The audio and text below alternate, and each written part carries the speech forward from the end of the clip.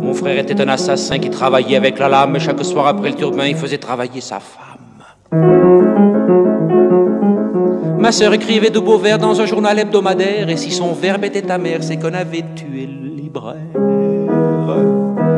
C'est ce qu'on appelle en vérité une famille respectable. Et l'assassin fut invité à mettre les pieds sous la table.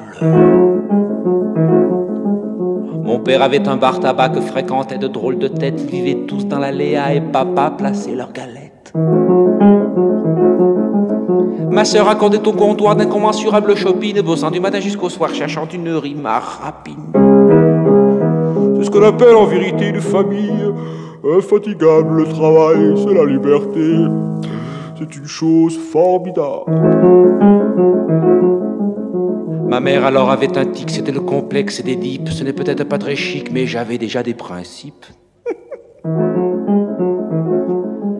Ma belle-sœur, je vous l'ai dit, avait un métier unanime. Elle aimait beaucoup son mari, trouvant cela plus légitime.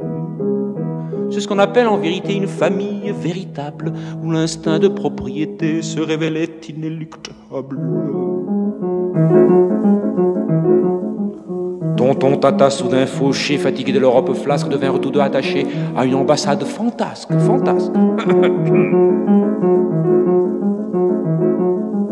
On chuchote sous le manteau que tous les soirs à Buenos Aires, Tonton Tata dans leur huis clos font dire mains et mains rosaires. C'est ce qu'on appelle en vérité une famille présentable. Et si Tonton fut arrêté, ça paraît à peine croyable. D'autres frangins, d'autres frangines, il y en avait qui faisaient partout. Faut avouer que pour la ligne, ma maman en avait pris un coup. Et malgré l'odeur d'ammoniac, le père aimait à se repaître pour qu'on lui foute le prix cognac. Il n'y avait plus tellement de kilomètres.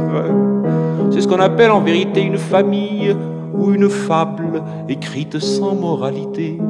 Il me manque une rime en able. Et si vous saviez ô combien cela est préférable.